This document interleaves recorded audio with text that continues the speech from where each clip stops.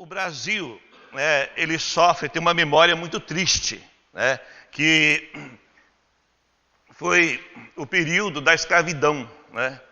Foi um período muito crítico, muito difícil, e até hoje envergonha o país, né? Mas nós não vamos falar, isso as professoras de história que falam, né, da escravidão. Vamos falar de uma outra escravidão, que é a escravidão branca. Essa é pior que a escravidão negra que existiu no país, né? E às vezes nós, pela nossa xaropice, né, como somos assim meio esquisito, nós praticamos muito isto, escravidão branca com outras pessoas, né? Então nós precisamos conhecer bem a palavra de Deus, tomar cuidado, né, e não fazer essas coisas que a gente vê muitas pessoas sofrendo porque uma outra pessoa exerce sobre ela um domínio e ela perde até a liberdade de viver e de servir a Deus às vezes, né? Mas como cristão, nós temos que tomar cuidado e imitar quem? Jesus. Jesus não fez escravidão branca, ele se fez escravo, né? Ele serviu. Então que ele seja nosso exemplo, né, em servir as pessoas, né? Então milhões de pessoas no mundo afora são escravas emocional, né? Sofrem muito com isto. Vive em um relacionamento opressivo, né? São vítimas de pessoas que podem ser o cônjuge, né? Às vezes isso acontece muito no casamento, a escravidão branca. Às vezes isso sofre muito, né? E não precisa justificar agora para mim não, tá bom? Então às vezes isso acontece muito no casamento, né? Alguém sofre no casamento, né? Às vezes namorado, né? Pai, irmão, chefe, chefe, né? A gente tem visto relatório que pessoas ficam doentes por causa de chefe, né? E a Tana estava comentando para cá, né? Tem chefes que levam pessoas à doença, né? Perigoso acontecer, né? Homem ou mulher, que exerçam um domínio abusivo sobre outra pessoa. Então nós temos que pensar muito bem se estamos fazendo isto, se estamos no nosso dia a dia fazendo isso com alguém, né? E isso é triste, né? A escravidão psicológica, ela limita a pessoa. A pessoa, quando limita a pessoa, a gente acha que ela ama, às vezes não ama, ela teme e não ama, né? Em qualquer situação, ou no casamento, ou em qualquer lugar, ou no trabalho. Então, às vezes a pessoa no trabalho, dependendo do salário, então ele não faz por amor, ele faz por pressão. E isso vai desenvolver uma situação difícil na pessoa que sofre isto, né? Quando uma pessoa é escravizada por outra psicologicamente, quando ela é escravizada? Quando os desejos pessoais é colocado sobre outra pessoa sem o mínimo direito de defesa. Então ela começa a sofrer uma situação e ela não tem direito de se defender, porque a opressão que aplicamos, a pessoa perde a liberdade, né? E isso leva a pessoa à doença. Exige que outra pessoa faça os meus desejos e regras com ameaça, né? E isso, nós temos que trabalhar muito com isso, né? Às vezes eu quero que faça somente aquilo que eu gosto. Às vezes eu gosto que cante os cânticos que eu gosto. Não é verdade? Às vezes o culto hoje não foi muito bom. Por quê? Não fez aquilo que eu exatamente gosto, né? Aliás, nós viemos ao culto para assistir ou para participar? Quando nós viemos para assistir, sabe, o culto é horrível. Não cantou bem, está desafinado, a mensagem, o pregador, então, né? Então, quando nós viemos assistir, nada é bom. Mas quando nós viemos participar, é maravilhoso, né? Então, quando eu quero que meus desejos sejam feitos, nada é bom, porque não é feito do jeito que eu gosto, né? E aí, então, a gente exerce uma opressão psicológica sobre pessoas, porque meus desejos têm que ser realizados, têm que ser feitos, né? Determinar o que tem que ser feito, sem a possibilidade de mudança, né? Desse jeito, acabou. Isso são características cristãs? Podemos agir assim? Não. De maneira alguma, né? Não podemos fazer isto, né? E consequência de pessoas que sofrem assim, a consequência vai cair em depressão, né? Vai cair em depressão, porque perde a vontade, se revolta, e se ira, sente ódio, e passa a murmurar, e até leva a pessoa ao suicídio, né? Então é uma coisa muito perigosa que nós precisamos examinar, olhar para nós. Eu exerço isto? Eu ajo dessa maneira? Eu tomo decisões assim e as pessoas se sentem assim, oprimidas por mim? Precisamos pensar muito isso no cristianismo. E imitar Jesus, como Jesus fez, né? Como Jesus fez, né? E consequência, né, de mais escravidão, revolta de viver, perde o direito pela vida, porque tem que agradar o opressor, né? Uma pessoa controladora, ela é muito perigosa. Uma pessoa controladora, uma pessoa que exerce essa pressão sobre o outro, ela é muito perigosa, porque as suas atitudes realmente vai destruir pessoas, né? Então, uma pessoa controladora, ela é narcisista, né? Eu tenho que fazer o que eu quero, do jeito que eu gosto, porque eu sou melhor, né? Isso é uma pessoa controladora. Temos que pensar, somos assim? Temos que pensar. Não pense que a mensagem é para a esposa, é para o marido. A mensagem é para nós, né? Então temos que pensar, eu sou dessa maneira? Eu sou narcisista dessa maneira? Eu tenho domínio, controle sobre as pessoas, né? Tudo tem que ser para mim, do jeito que eu gosto, da minha maneira, né? Então temos que pensar isto. Eu sou egoísta dessa forma? Eu tenho essas atitudes? Então nós temos que cair em si, olhar muito para Jesus e ver se realmente estamos fazendo dessa maneira as coisas. As pessoas do nosso lado, como elas estão, né? O que está acontecendo com elas, né? Então, pessoas controladoras, elas precisam de tratamento. Se eu tenho essas atitudes, eu preciso de um tratamento, né? Eu preciso me cuidar, porque senão as pessoas vão perder a alegria de viver comigo, de estar do meu lado, né? Eu já contei isso na escola da Bíblia, mas você é aquele tipo gangorra, não? Sabe a pessoa tipo gangorra? A pessoa tipo gangorra é assim, tem uma rodinha de amigos conversando, sentado, aí ele chega, todo mundo levanta e vai embora. Se nós somos assim, temos que tomar muito cuidado. Quando eu chego em algum lugar, todo mundo gosta, ou fala, já vem aquele chato. Então nós temos que pensar, como que é a nossa vida? Como eu sou? Né? Senão, eu sou uma pessoa controladora e eu preciso de tratamento, eu preciso de ajuda, né? Senão eu vou destruir todo mundo. Então, pessoas controladoras emocionais estão praticando um pecado condenado pela Bíblia. Quando exerce essa opressão sobre pessoas, é um pecado. A Bíblia condena isto. Vou mostrar para vocês isto. É a chocarrice. Já ouviu essa palavra na Bíblia? Chocarrice. Esquisita essa palavra, não é? O que é chocarrice? É o famoso bullying. Até dá processo, né? Esse ato, né? Dá até processo, né? Então, chocarrice é gracejos, gozações, desrespeito, apelidos.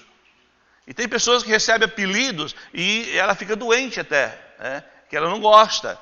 E humilhar pessoas, então é o famoso bullying. Em Efésios 5:4. Então Paulo fala aos Efésios, nem conversação torpe, nem palavras vãs ou chocarrices, coisas essas inconvenientes, antes pelo contrário, ações de... Então, em vez de ser chato e manipulador, você é o quê?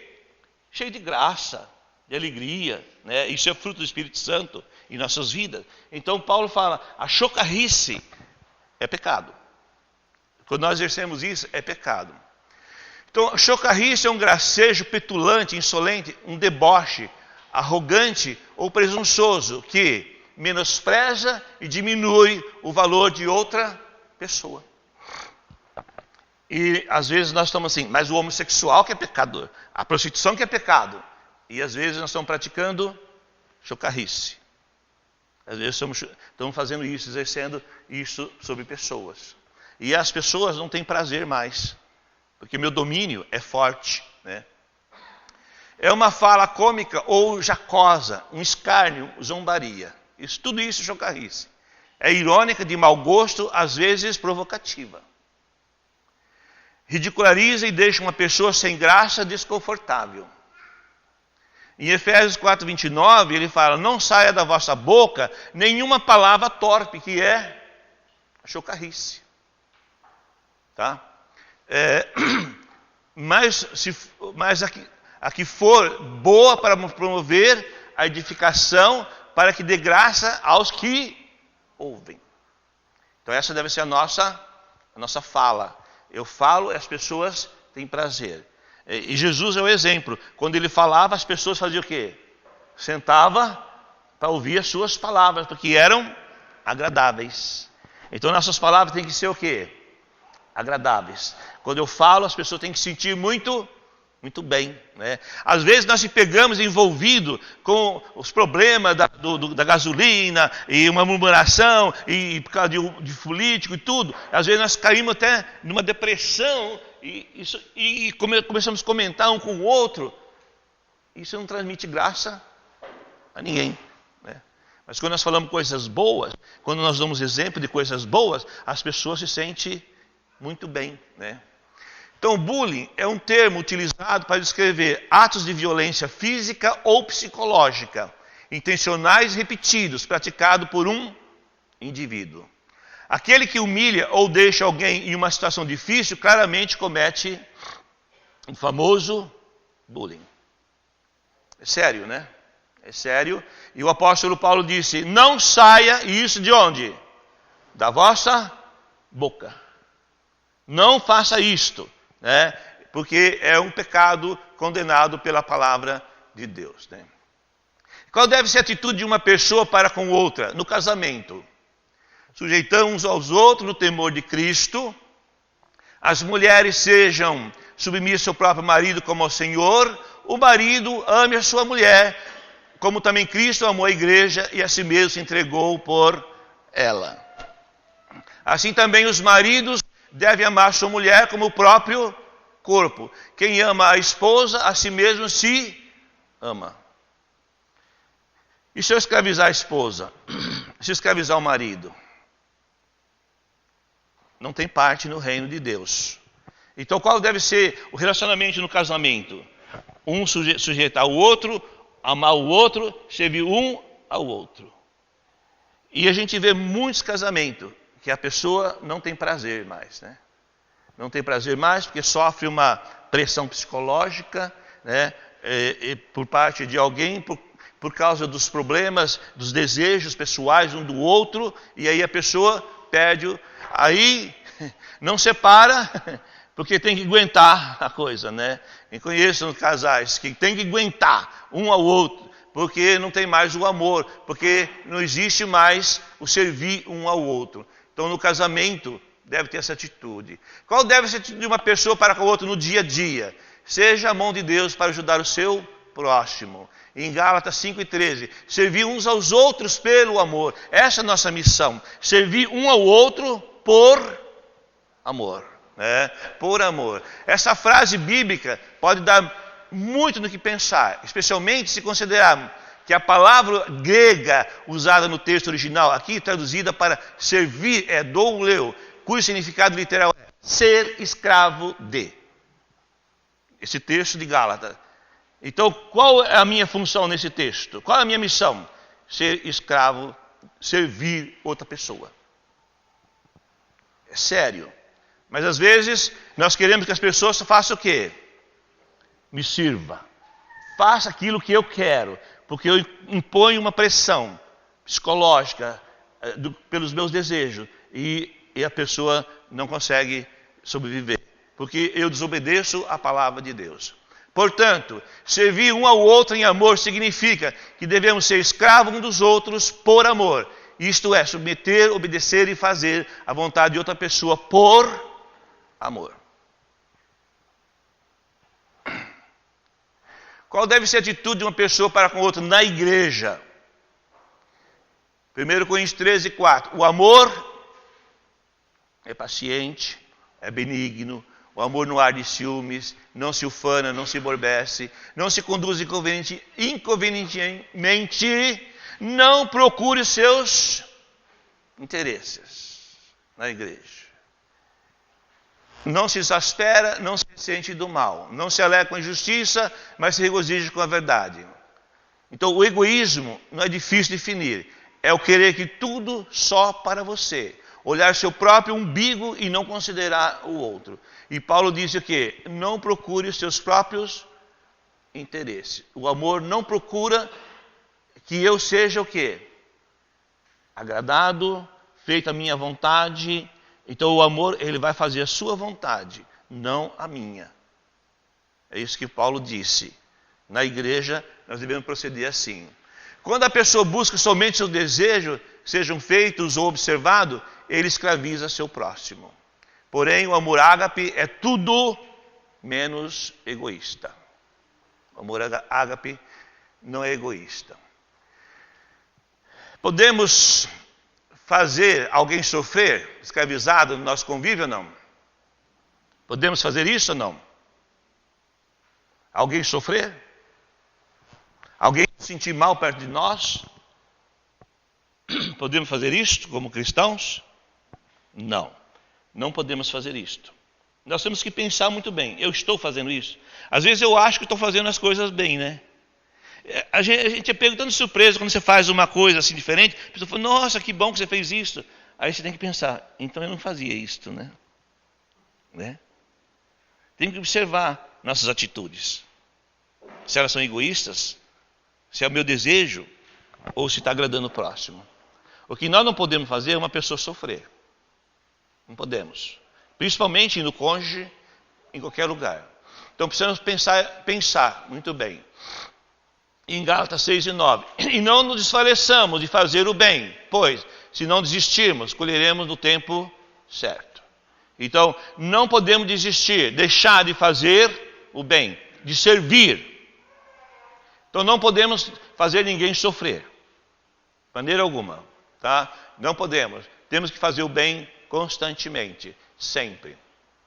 Então, qual foi a missão de Jesus que ele deixou para cada um de nós? O exemplo do nosso mestre. Qual foi o exemplo dele? Como pai, nos amou. Como filho, morreu por nós. Como marido, qual é o exemplo que deixou para nós? Como esposa, né? Patrão, tal, empregado, amigo. Qual é a missão que Jesus deixou para nós? O que ele mostrou para nós? Ele lavou os pés de cada um de nós. Serviu dessa maneira. Fez isto por nós. E nós devemos imitar o que ele pediu. O que ele pediu quando ele lavou os pés dos discípulos? O que ele pediu para eles? Faça exatamente como eu fiz. Sirva. Quando nós temos esse espírito de servir, então nós agradamos as pessoas. Quando nós carregamos essa bacia, essa toalha no casamento, na igreja, no trabalho, em qualquer lugar, então nós conseguimos agradar as pessoas, porque foi isso que Cristo fez. Jesus andava com uma bacia e uma toalha, né? Em João 13, vós me chamais o mestre e senhor e dizeis bem, porque eu sou. Ora, se eu sendo senhor e mestre, vos laveis os pés, também vós deveis fazer o quê? Lavar os pés um dos outros. Pergunta, estamos lavando os pés das pessoas ou não? Estamos fazendo as pessoas sentir bem? A esposa sente bem, o marido sente bem, os amigos sentem bem. Estamos lavando os pés das pessoas, servindo as pessoas? Porque eu vos dei o exemplo para que, como eu vos fiz, façais vós também. Ele pediu então que nós façamos o quê? Sirva as pessoas. Essa é a mensagem dele, que nós servimos a pessoa. Então, podemos escravizar alguém? Podemos fazer isso ou não? Não. Então, temos que fazer o quê? Servir. Essa é a nossa missão. Se entrarmos bem no fundo da nossa alma, lá num cantinho, podemos ver que tem um pouco de domínio sobre a nossa vontade, não é verdade? Entrar dentro de nós. Vai lá no cantinho, às vezes tem assim, eu não gostei do que o Barroso fez, porque não fez do meu jeito. Às vezes ainda permanece isso lá no fundo, né? Lá dentro. Temos que olhar bem, porque isto pode criar raízes, né? Por isso, às vezes temos alguma dificuldade onde? No casamento, no trabalho, na igreja. Por quê? Às vezes achamos normal alguns problemas. Mas não é. É porque nós estamos exercendo algo que está prejudicando isso. Então a gente fala assim, esse problema acontece em todo lugar que eu vou.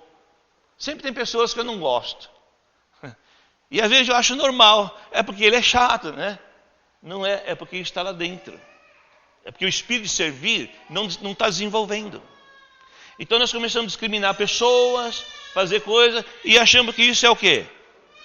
Normal, acontece em todo lugar que eu vou. Acontece em todo lugar que eu vou. Então temos que examinar bem no fundo do coração. E isso é devido a atitudes do nosso ego, né? Precisamos ver tudo isso com muito carinho, tá? Ser muito sensível com todas as situações para não praticarmos escravidão branca. Então tem que entrar dentro do coração. O salmista dizia que Deus mostrar a alma dele, né? Olha se tem alguma coisa, o Davi pedia para Deus. E nós temos que fazer isso sempre. Sabe? Examinar se eu estou agradando as pessoas ou se sou eu mesmo que gosto de ser agradado. Né? E imitar sempre Jesus Cristo. Né? É muito fácil praticar a escravidão branca. É muito fácil. Vamos ver, olhar para nós, em todas as coisas, dia a dia, em cada lugar. Às vezes estamos praticando, né? Praticando. Que a semana, então, nós possamos agir igual a Jesus Cristo. Lavar os pés um dos outros. Amém? Eterno Deus e Pai, em nome de Jesus Cristo, nós te damos graças pela palavra do Senhor que nos orienta a imitar seu Filho Jesus Cristo.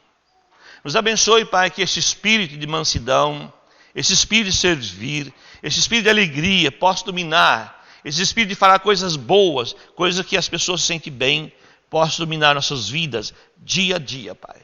Que cada um de nós possa mostrar Jesus servindo as pessoas e as pessoas possam sentir bem com cada um de nós. Nos perdoa, Pai, quando nós temos atitudes egoístas, atitudes que as pessoas ficam chateadas, desanimadas com nossas vidas, ó Pai. Nos perdoe e nos abençoe, cada um de nós aqui. Muito obrigado por esse momento. Que essas palavras possam permanecer no nosso coração. Em nome de Jesus que oramos. Amém.